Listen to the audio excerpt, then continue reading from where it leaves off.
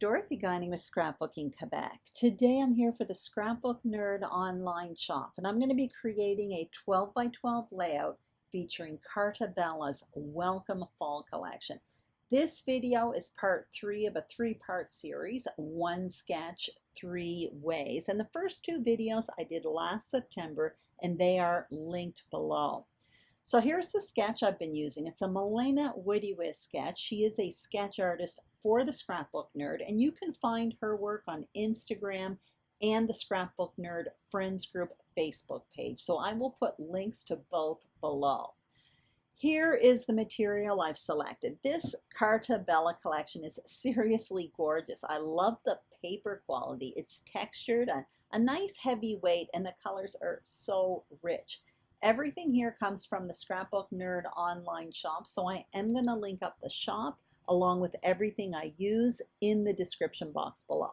So let's jump right in. So this is what's on my desk. I did prepare a frame style foundation page in advance with 3 papers.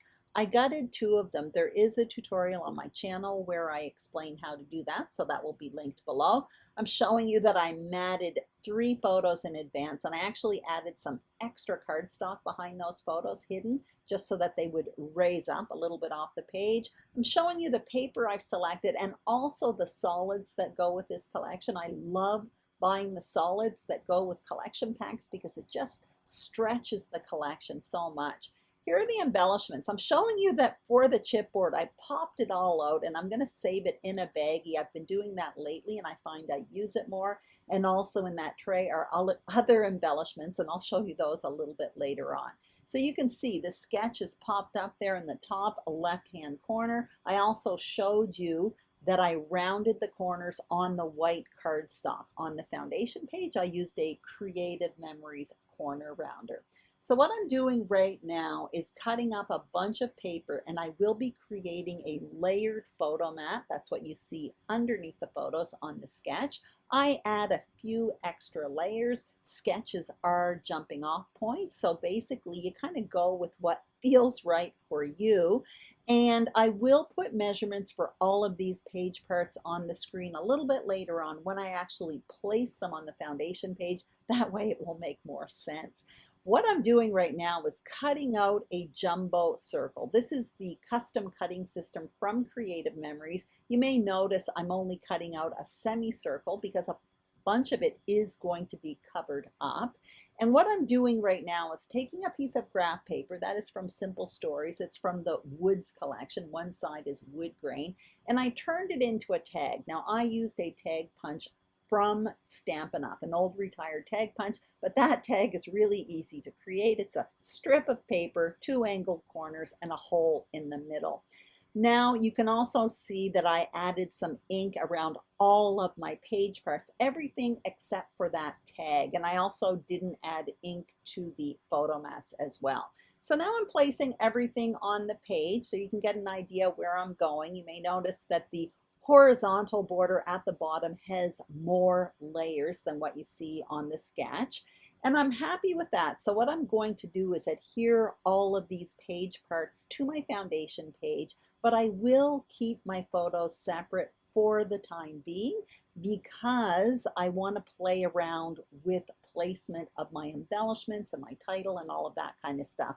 And that is most often how I proceed when I create a layout. Once I'm happy with the placement of my foundation page, I can adhere those parts, but I keep my photos separate, which gives me a little bit of wiggle room if I want to move things around a bit.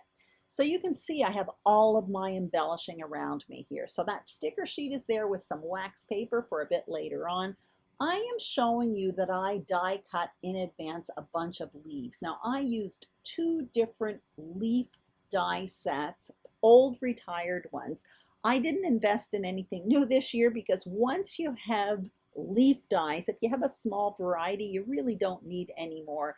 In the description box below, I will add a few suggestions for some leaf dies that are in the shop, simply because leaf dies are fantastic. They are great for the base of embellishment clusters. So now what I'm doing is starting to build my embellishment clusters. I'm going to be having 3 on this layout.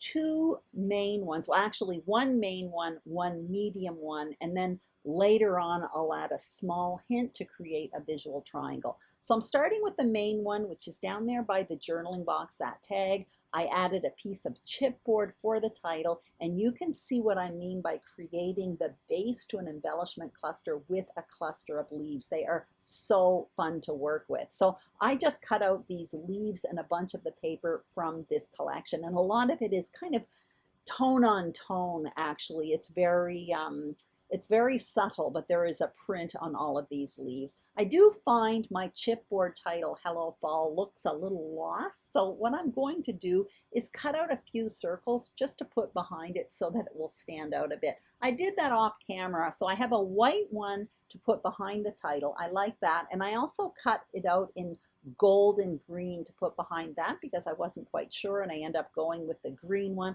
I find it definitely stands out more. Now what you see me doing is just building another cluster in the kitty corner in the top left. So I'm happy more or less with all of this. I do need to add some finishing touches. I'm going to dig into that sticker sheet later on and add some other finishing touches, but first I just want to adhere the main parts down. So I started with the photos there, and now I'm coming in with the title and the leaves, that main cluster in the bottom right. You may notice as well, when I'm adhering this cluster, I'm actually working with the layers that I created underneath that title. So I'm sticking some of the leaves behind it and some of them between those two layers. Now this is a great way to add kind of dimension and texture within your embellishment clusters. I'm going to be doing the same thing in the top left corner as well. Some of those leaves are going to come out from behind the photo, and other ones are going to be completely tucked underneath the photo and matte. Once that's done, now it's time to do some finishing touches. So I'm going into this sticker sheet and I'm pulling out the flowers. They are absolutely gorgeous. I love autumn colors, and these colors in this Carta Bella collection are so rich and true. I absolutely love them. Anyway, I'm tucking in a few of those floral stickers in that cluster in the bottom right, and another one of them in the top left. So I'm happy with that. It just kind of builds out on the cluster a little bit more. I do feel I need something down there in the bottom left where the butt end, for lack of other words, of that tag is sticking out. So I could leave it there if I had more journaling, but I don't have tons of journaling. But before I do that, what I want to do is just add a reinforcer to that tag there over on the bottom right. So I used a hole punch and then a 1/2-inch circle punch. That gave me a little ring. I adhered that around the hole of the tag. And now I'm working on that bottom left corner that's kind of bothering me. I tucked in a few leaves there, but I decided I didn't want to do that. So now what you see me doing is getting out these little banner pieces that are on the sticker sheet, and I'm actually quite liking that. I start with 3, I addition a few different colors, and you're going to see in the end I select 2 different colors. I think I go with that burgundy there and then that plaid one that you see me working with right there. Anyway, this is basically it. I'm almost done here. I am going to add a little piece of twine to that tag there, and later on I will adhere that with a little glue dot. And now what you see me doing is coming in with some foam adhesive, and I'm just popping up the backs of some of those leaves once again to add a little bit of lift and texture within those embellishment clusters. But that is it. This is layout 3 in my 3-part series, 1 sketch 3 ways. So off camera I added my journaling, I adhered that cluster to the bottom left, those 2 little banners and 1 word sticker, but that's it. Here are the 3 layouts I created, and they look completely different even though I started with the same sketch. For the layout I created today, the one on the bottom, I followed the sketch as is, and for the other 2 I flipped the sketch upside down and I used different numbers and sizes of photos. I could have flipped the sketch again. Actually, I could have flipped it twice, switching up the look even more. There's one more thing. Material selection has a huge impact on the look of a layout. It really influences the mood and feel. So you can use the very same sketch over and over again using different material, and it's going to look different each time. That way, these layouts just are really easy to create because you already know the page design. So sometimes if you're looking for something easy to do, doing the same layout or using the same sketch is a great option.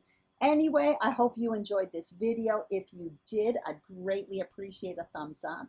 If you haven't subscribed to the Scrapbook Nerd YouTube channel, we would be thrilled if you did. And the same thing for my channel, Scrapbooking Quebec. Don't forget to check out the Scrapbook Nerd online shop for these fun supplies and more. Have a great day, and I will see you soon on YouTube. Bye-bye.